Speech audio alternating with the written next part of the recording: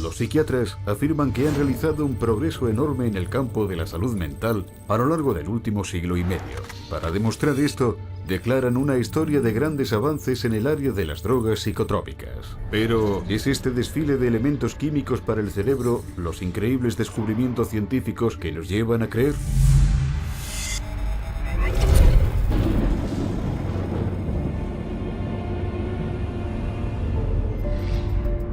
La psiquiatría institucional moderna ha dependido del suministro de drogas psicotrópicas desde sus más tempranos inicios en los manicomios durante el siglo XIX. Durante ese periodo, los psiquiatras funcionaban casi exclusivamente como asistentes, prometiendo curar a quienes eran enfermos mentales graves. Pero como no podían, la corriente médica dominante no les consideraba verdaderos médicos. Other physicians considered psychiatrists as almost a doctor. Okay, because they weren't doing medical stuff. So to increase their status, they needed to become much more scientific. They need to prove that this is a legitimate scientific field. This is a legitimate medical profession. So they start medicalizing everything. Para controlar los arrebatos de comportamiento de los internos, los psiquiatras empleaban los primeros fármacos psicotrópicos como la morfina y el opio. Pero contrario a sus declaraciones, estos fármacos no curaban nada y demostraron ser altamente adictivos. Esto llevó a toda una generación de fármacodependientes, una solución mucho peor que el problema original. Pero los intentos de controlar el comportamiento reprensible continuaron, y para el inicio del siglo XX, curas falsas para la enfermedad mental como la heroína podían verse difundidas a lo largo de Estados Unidos y de Europa. Hasta el psicólogo Sigmund Freud jugó un importante papel en la creación de la industria de la cocaína, escribiendo muchos artículos entusiastas promocionando su uso para las congojas espirituales y las dificultades de la conducta. Freud, as a psychoanalyst, he for a while was promoting cocaine as being a panacea for all kinds of problems. Freud escribió más tarde: The psychic effect of cocainum moriaticum consists of exhilaration and lasting euphoria, produced no compulsive desire to use the stimulant further. Lo que Freud no reveló era el conflicto de interés significativo que implicaba a las dos corporaciones farmacéuticas gigantes rivales, Merck y Parke Davis, ambas pagándole para promocionar sus extractos de cocaína correspondientes. La campaña de marketing inicial de Sigmund Freud para los fármacos psicotrópicos contribuyó a crear una seria epidemia de cocaína en toda Europa a fines de siglo. Había que encontrar otra píldora de la felicidad. No les llevó mucho tiempo. Los psiquiatras de la primera parte del siglo XX a continuación recurrieron a las anfetaminas. Como antes, el bombo publicitario amainó con la prueba inevitable de que los fármacos no solo eran inefectivos, sino altamente tóxicos y adictivos. Cada moda siguió la misma pauta. Primero, la droga se aclamaba como un avance médico sensacional para los problemas mentales. Luego, los informes en aumento sobre los graves efectos secundarios empezaban a llegar poco a poco. Finalmente, tras años de desmentidos, cuando los psiquiatras y las empresas farmacéuticas ya no podían seguir negando los peligros del fármaco, lo abandonaban a favor de su siguiente droga milagrosa.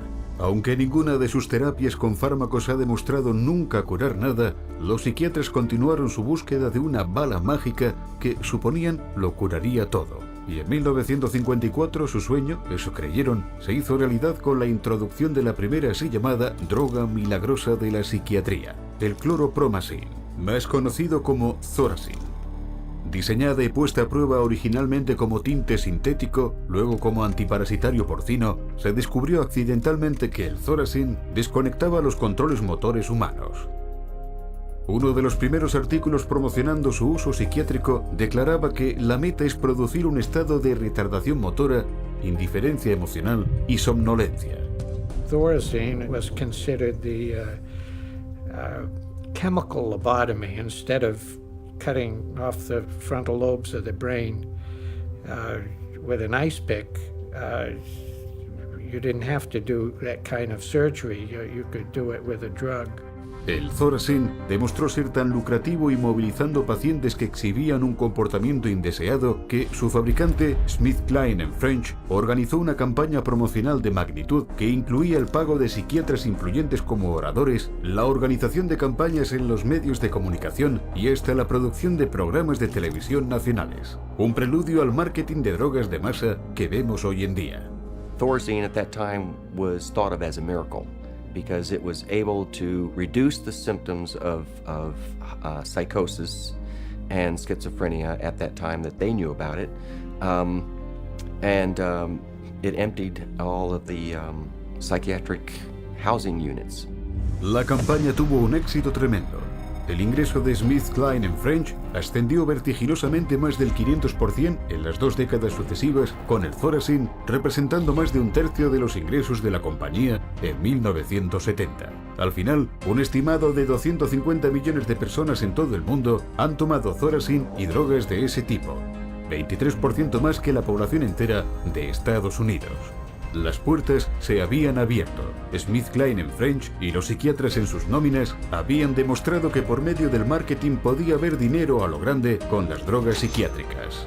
Pero no pasó mucho tiempo antes de que se revelara que el Thorazine tenía sus propios problemas. Thorazine chronically led to really serious problems such as tardive dyskinesia, which is a movement disorder that's very, very bothersome, and supposedly it's irreversible. The tongue darting, the muscle jerking, the eyes rolling back in the head. Most people were sometimes permanently damaged by it. So they were going to have to live their life with this neurological problem that was actually created by the pharmaceutical industry with their medication.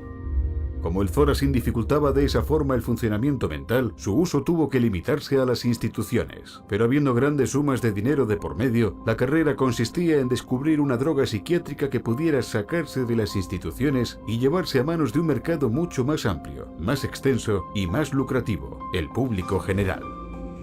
Since they were emptying the institutions of all these psychotic patients with the advent of Thorazine, now they had to find different ways to treat people. So what better way than to go in the community and have an office and bring in your everyday person, or your executive under high stress, or mama who's taking care of all the kids, and they needed some way to create a therapy for them.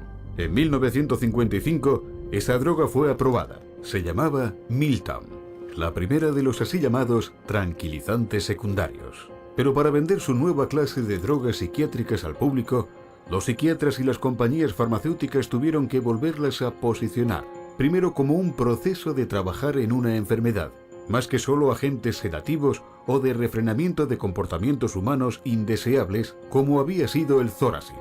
Para hacer esto, iniciaron una incursión de marketing en sus colegas, poniendo anuncios en publicaciones profesionales como el Diario de Psiquiatría Americano. Se contrató entonces a prominentes psiquiatras para que difundieran las noticias al resto del campo médico. Pocos sabían que la industria farmacéutica estaba pagando a Nathan Kline, uno de los psiquiatras más influyentes de su época, cuando proclamó que tranquilizantes como Miltown tenían una importancia equivalente a la introducción de la energía atómica, si es que no era mayor. Se enviaron muestras gratuitas a los psiquiatras y médicos para hacer que los pacientes empezaran a usar la droga. Un año después, la presentación de marketing llegó al público, y Miltown pronto se convirtió en la primera superventa de droga no solo para los encarcelados en un manicomio, sino para el público general.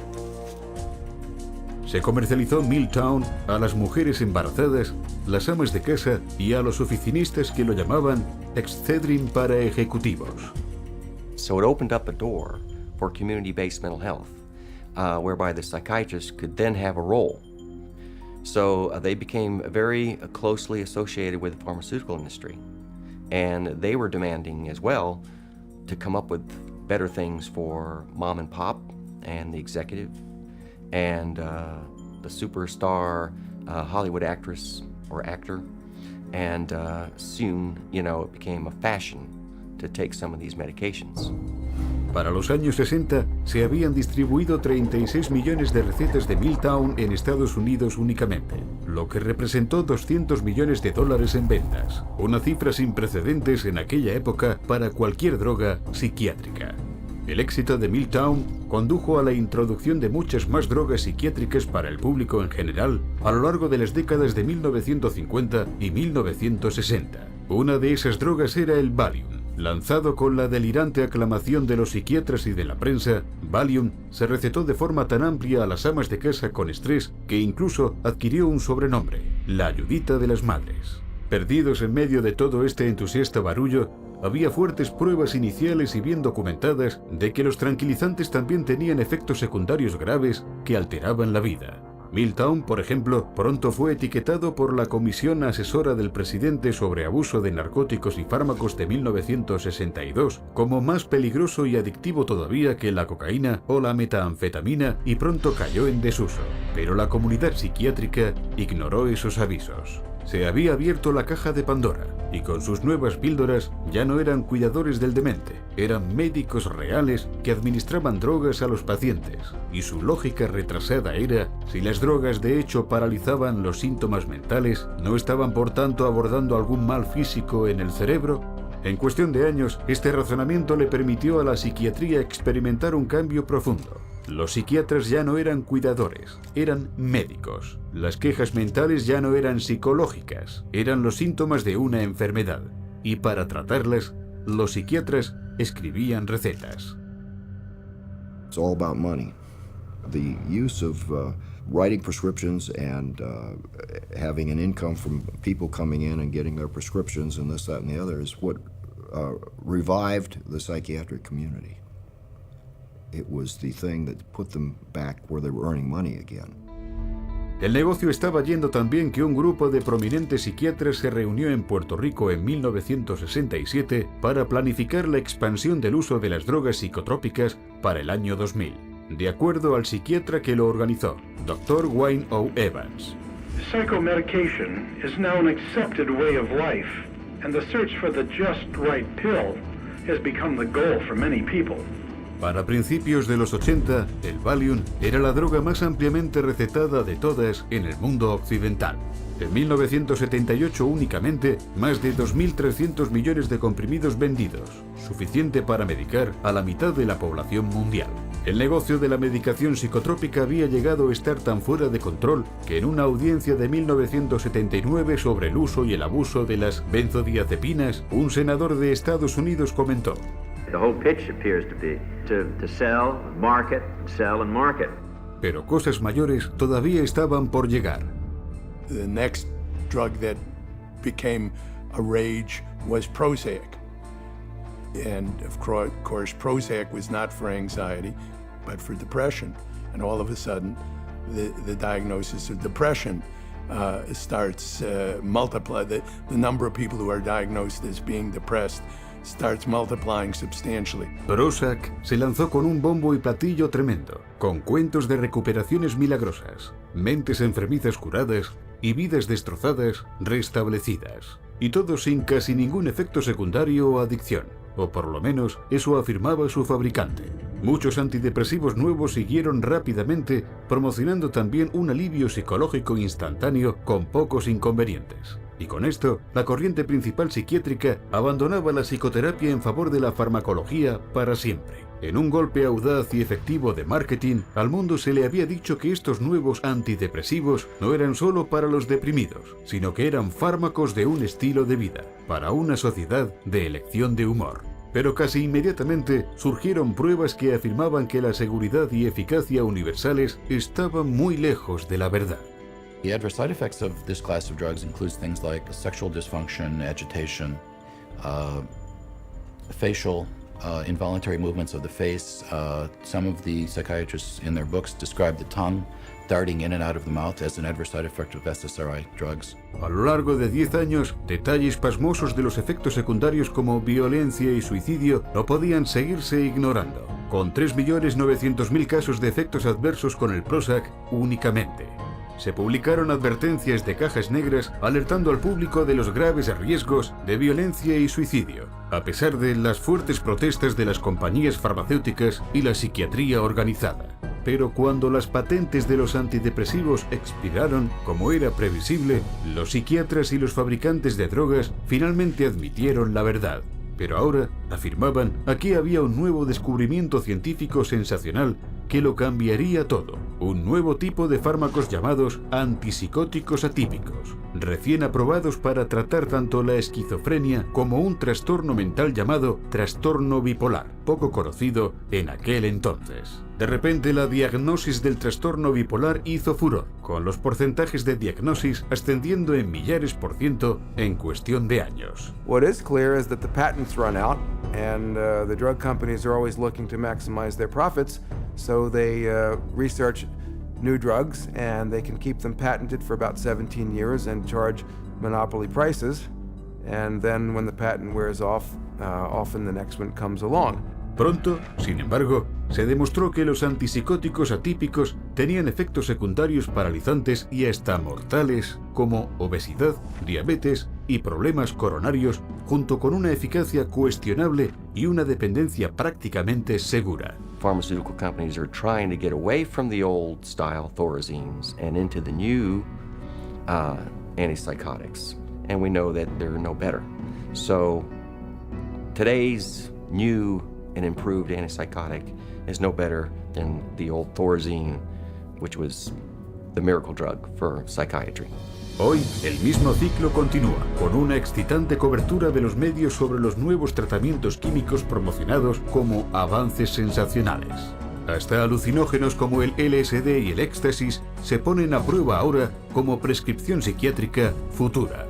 Psychiatry has a wonderful history of coming up with one label after another, all to cover up their own inadequacies and their own inability to get a product, which means to cure somebody or to truly honestly help somebody. So their solution is always, let's come up with another syndrome that person has. It's one alphabet soup label after another. And just when the public starts catching on to that the experts may be telling us a story, we move on to the next realm of drugs. Psychiatry has become basically pharmaceutical management in America.